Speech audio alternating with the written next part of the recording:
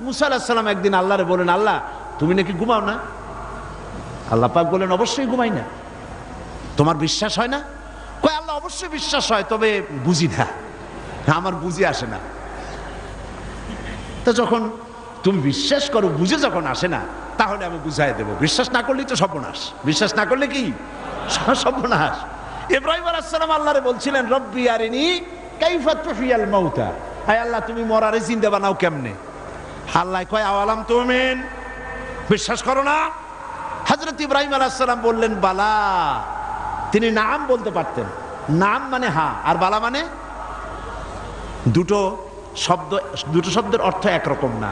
যদিও ব্যবহারিক পদ্ধতিতে বিভিন্ন জায়গায় দুটো একই অর্থে ব্যবহার হয়, কিন্তু আর্থিক দিক থেকে অর্থাৎ পারিভাষিক দিক থেকে দুটো অর্থে ব্যবহার হয়। হযরত ইব্রাহিম বলতে পারতেন বিশ্বাস করিয়া, নাম।